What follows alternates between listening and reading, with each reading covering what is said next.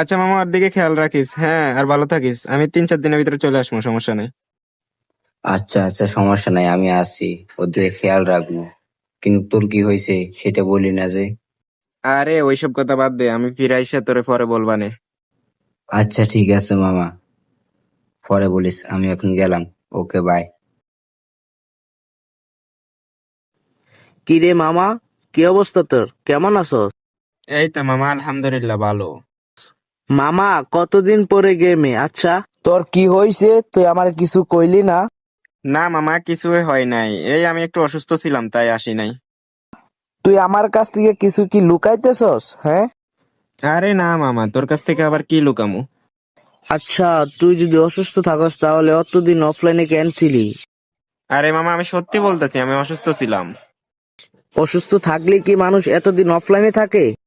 মামা সত্যি কথা বলতে কি, আমার একটা চিকিৎসা হয়েছে, এর লাগে আমি এতদিন ধরে অফলাইন ছিলাম। মামা, এটা কোনো কথা? তোর এতদিন ধরে চিকিৎসা হইতেছে, তুই আমাদেরকে একটু বললি না? মানে পর মনে করিস নাকি রে ভাই?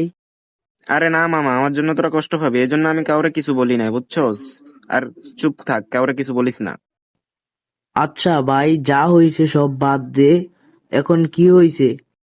না মামা, সবকিছুই ঠিক আছে এখন। শরীর ভালো আছে তো? আচ্ছা, ঠিক মতো ওষুধ খাইস আর ঠিক মতো খাওয়া দাওয়া করিস। আচ্ছা মামা, সমস্যা নাই।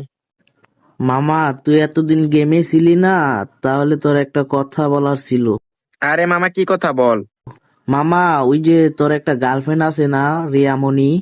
হ্যাঁ মামা, রিয়ামণি তো কি হয়েছে? হ্যাঁ হ্যাঁ, ওই রিয়ামণি। মামা, ওই রিয়ামণি তোর এক ফ্রেন্ডের সাথে। মানে কি ভাই? আমার এক ফ্রেন্ডের সাথে কি? দেখ ভাই, ওরে নিয়ে কিন্তু কোনো উল্টাপাল্টা কথা বলবি না। মামা, আমি জানতাম, কিন্তু তুই বিশ্বাস করবি না। হ্যাঁ হ্যাঁ, আমি বিশ্বাস করবো না। কি এমন প্রমাণ আছে তোর কাছে? একটা প্রমাণ দিতে পারি। হ্যাঁ হ্যাঁ, দে, তোর কাছে কি এমন প্রমাণ আছে? মামা, তুই একটা কাজ কর, তুই একটা বট আইডি নিয়ে আমার গ্রুপে আয়, আমি প্রমাণ দিতেছি।